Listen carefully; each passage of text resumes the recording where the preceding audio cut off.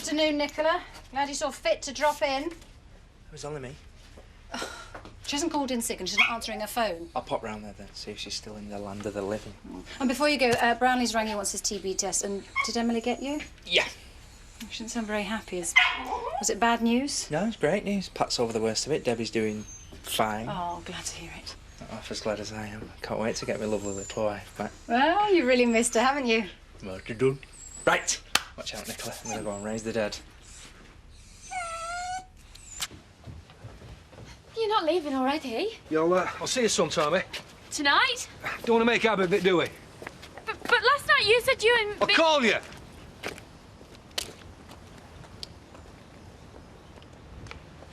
You got nothing better to look at?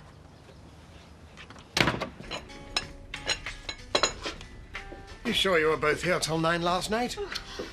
When I went to bed and shut my eyes, all I could see were dancing ashtrays. We will never get this order completed, but next Wednesday, not unless you employ more bodies. Hey, more bodies cost more money. More money erodes our profit margin. Your profit margin, The more like... subject is closed, so either shape up or ship out. Such a shame you can't join me for a celebratory drink. Oh, what are you celebrating? More opportunities to oppress the workers? It's official. The landfill site has been rejected by the planning committee. Unanimously. Fantastic! I knew Gloria would swing it one day. A team effort, Laurel. We all had our part to play.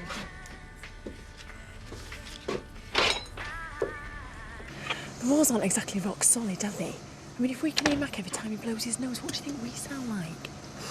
I'll ring round the estate agents, see what's on the market. OK, as long as it's old. I want beams and an open fire for cosy nights in. Leave it to me.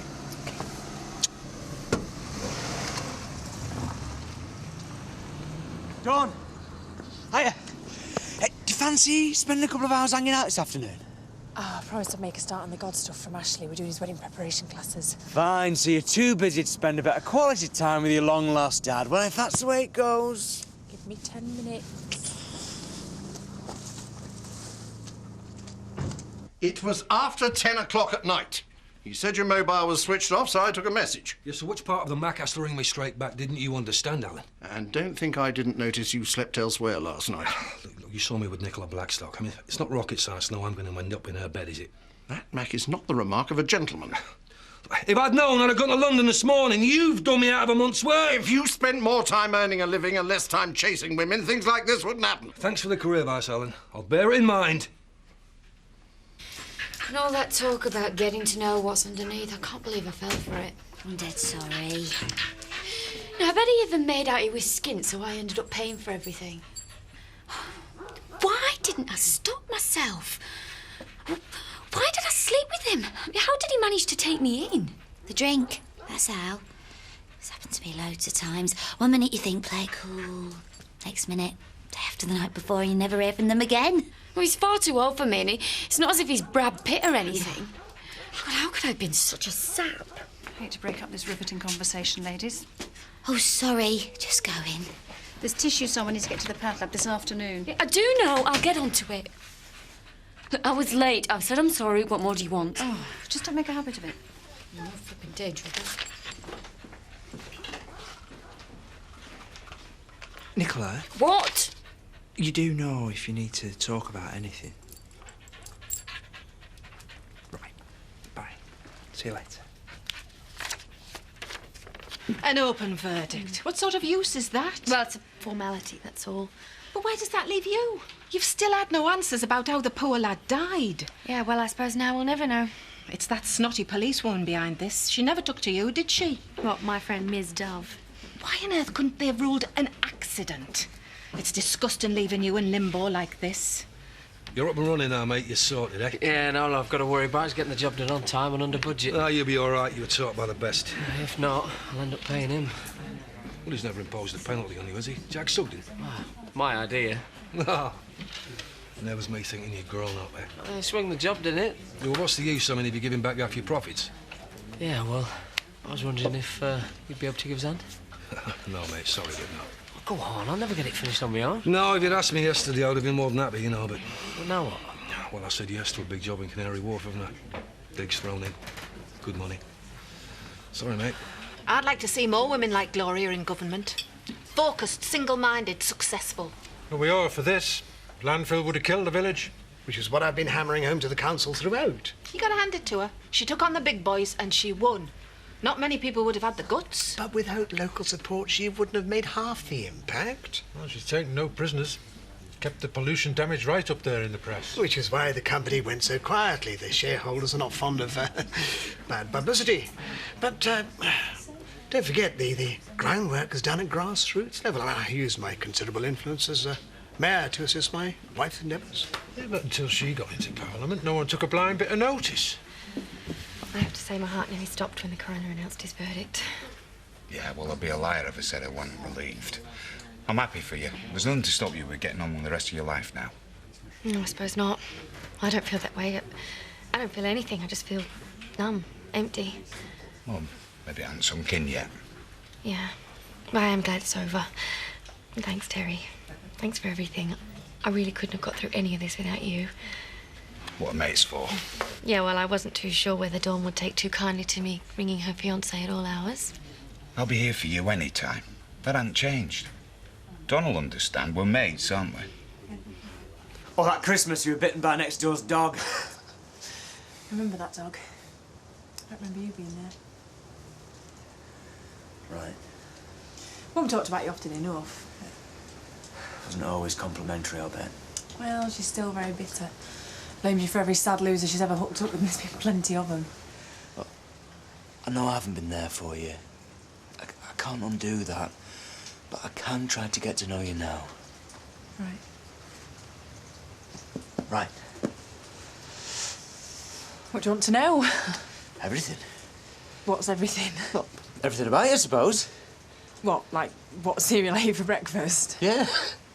Cornflakes. That's it, go on. Got more stuff. I want to know the full 9 yards. Your favourite film, your favourite food, your favourite colour. What is this? Join the dots to get to know your daughter, Kit. You can't catch up on the last 14 years with a list of stupid questions, you know. Right, no, of course not. Fancy a bit of a kickabout, then? Okay. Well, glad I caught you, Mr. Pollard. I realise you're a very busy man. Oh, we're never too busy to speak to an old friend. Where would you like to start? Well, just a couple of quotes. Your pride in her successful campaign, that sort of thing. Oh. I've already done the key interview with Gloria over the phone. Well, naturally, I'm very proud of my wife. Not only as her husband, but as mayor. And I hope that our glorious achievement will assist in my campaign for a second term of office. You're standing again? Well, no one's ever stood again. Well, only by tradition. There's nothing in the Constitution to prevent it. It's a very bold and confident move. Bearing in mind the scandal which marred your term of office. Yes, well, that's all behind me now. And my standing in the business community goes from strength to strength. In actual fact, I'm pleased to announce the acquisition of a substantial and prestigious order which will keep my employees in work for the next year at least. How many employees at the moment? You're looking at them, and we're supposed to get through all this lot by next Wednesday.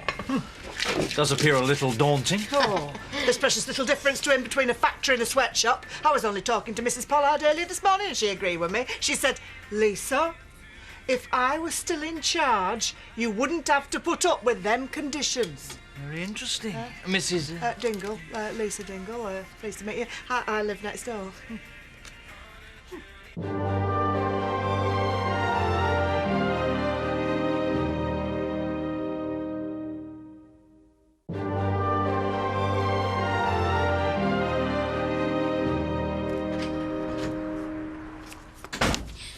To gloat, have you? I'm concerned about you, Princess. Well, I'm concerned about me. So how was the rest of your evening with Mac? Well, I won't be seeing him again, if that's what you're worried about. Do you want to talk about it? Fact. I slept with Mac because I thought he was interested in me. Fact. Mac was only pretending to be interested in me to get me into bed. Fact. He succeeded. Fact. He doesn't want to see me again. And fact. I made a mistake again. Is there anything else you want to discuss?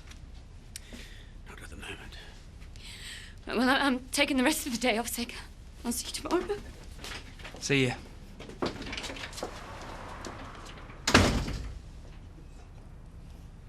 I think Mr. Graham has heard enough, Lisa.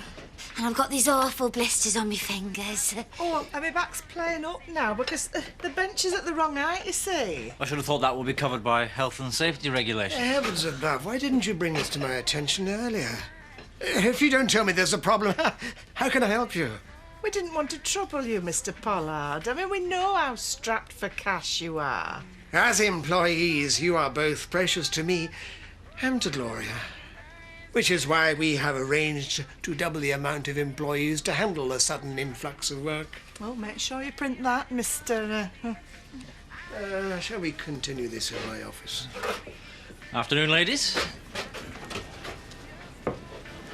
Told you, I've got a job. So you don't have a problem working for me then, yeah? I've been working with you for years and that. You wouldn't exactly be working for me. You'd be part of a team. We'd be equals. Yeah, but it'd be your name on the cheque that pays me my wages. I'll match what you'd be paid down in London. No, I can't, Squiddly. He's a mate. I told him I'd do it. I can't let him down, can I? Hey, you're my mate and all. I'm in a corner here, Matt, please.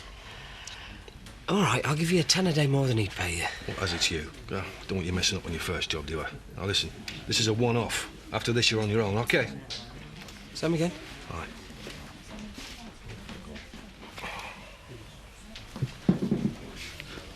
A vodka and tonic, please, Diane. And one for Loverboy over there. Only if you sell arsenic by the pint. Ooh, maybe my woman's intuition, but do I detect a little rancour in that statement, Nicola? He's a two-faced, deceitful, using creep, and I hate him. You know, he tried to make me feel sorry for him so I'd sleep with him. Just because his poor old mother's ill. Well, here's the good news. She's ill, all right. What? So ill, in fact. Poor soul died 10 years ago. I'm sorry. Oh, it's despicable. The man's lower than the lowest of the low. Well, you can tell that self-obsessed excuse for a lying piece of vermin that he couldn't find an erogenous zone even with a compass and map. Oh, he was worse than useless. It was... What's the point? You seem to be getting on well enough last night. Oh, Nicola, what happened? You really don't want to know. Oh, look, this one's on me. Come on, spill the beans. Therapists are in tonight.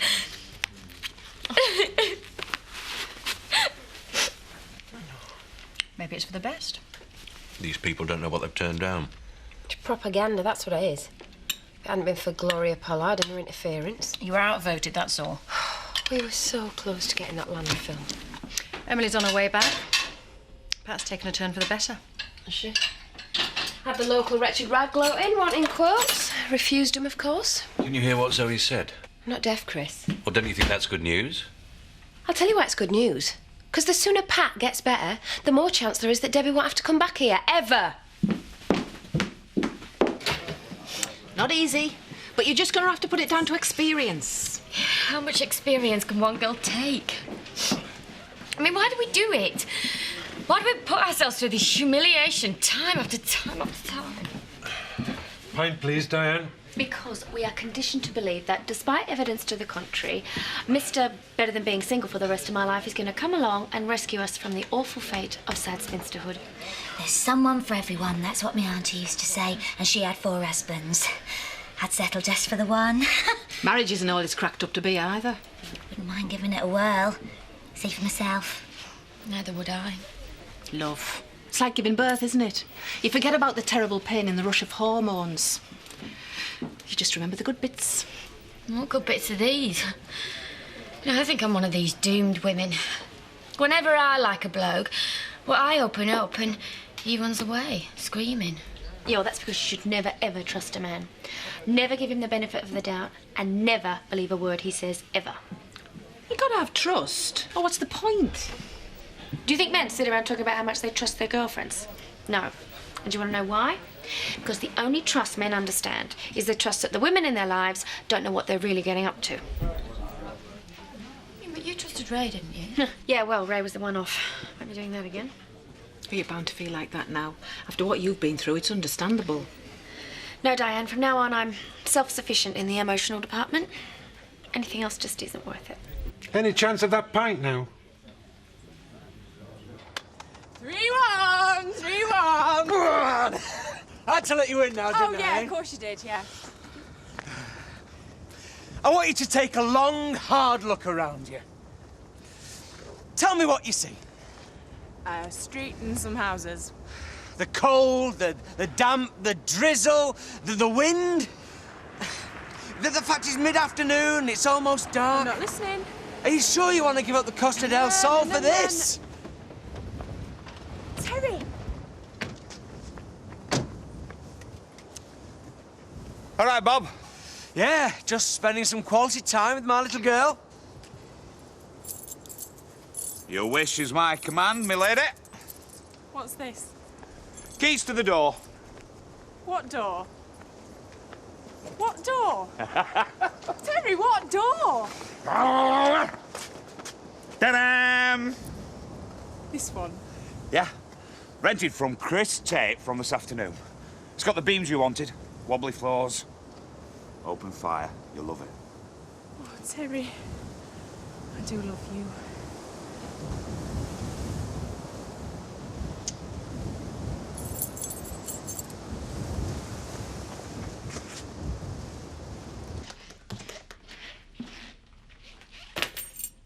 Emily?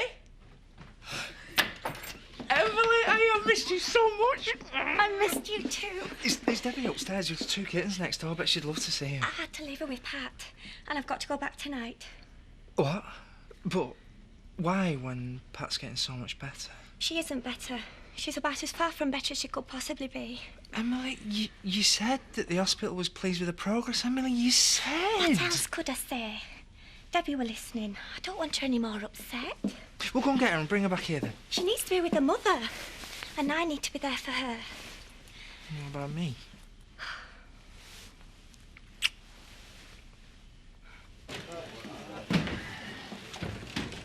Time for another? I wouldn't say no, thanks very much. But... There's no way am I running that gauntlet. Well, you're going to have to, mate. She all round. Told you. Left me wallet, haven't I? All right, then. A sub. I think love's like the Bermuda Triangle. Everybody talks about it, but nobody can prove it actually exists. Yeah, except in bad movies and romantic fiction. I've still not found Mr. Right. Doesn't mean I'll stop looking. I mean, you think they're all Mr. Right to start with. That feeling you get in the pit of your stomach when you just know someone fancies the pants off you. And then they go out and they prove how much they fancy the pants off you and dump you. Yeah, well, I suppose it depends on what you really want from a man. Isn't that obvious? You want someone nice, someone strong and manly on the outside, but kind and sensitive underneath. Someone who sends you flowers not just because they think they have to. And it could be children and small animals. 21st century, ladies. Mrs. Pankhurst to be spinning in a grave.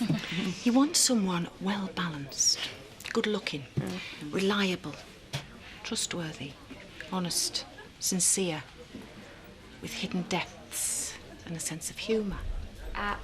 Rose-tinted glasses, Diane. Absolutely fatal. Diane. I have to get back, I promise. No, I'm sorry, but I'm not going to let you drive. You look absolutely exhausted. Oh, we've spent a lot of time at the hospital.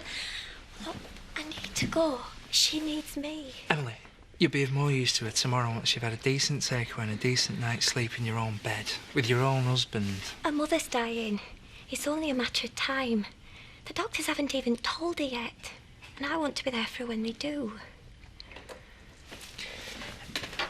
Emily, I know we both think the world of Debbie, but do you not think we're just getting a little bit too involved? It's what they warned us about, isn't it, getting too close?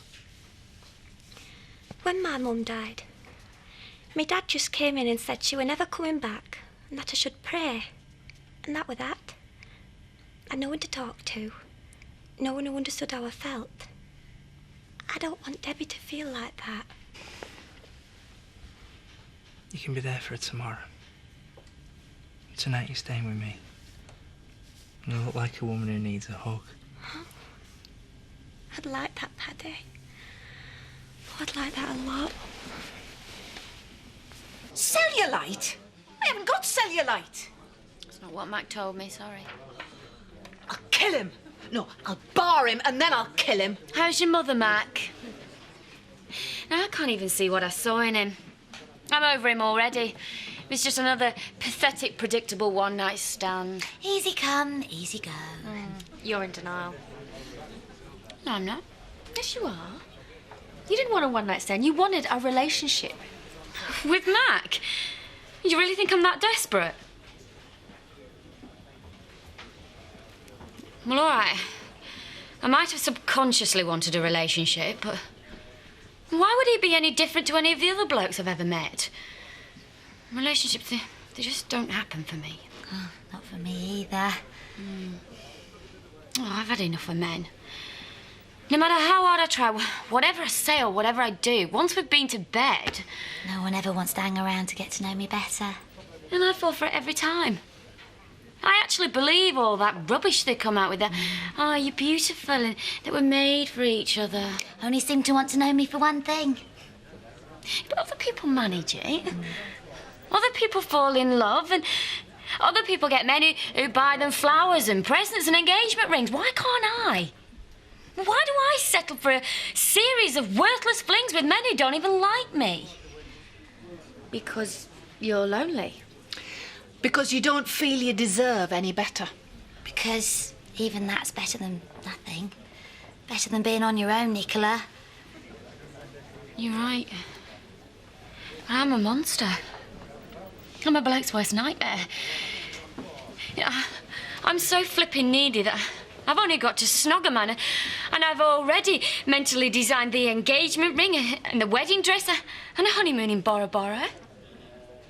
No wonder they all run away from me. We've all been there, love. Yeah, but why do I keep selling myself short like this? I used to have standards. 6 months ago, I wouldn't have touched that with a barge pole. No, right. Next time, if there is a next time, and if there isn't, well, what the hell? I'm going to hold out for someone who I love and who loves me back. And I don't care if that takes me the rest of my life. Cheers, Mac. Thanks for last night.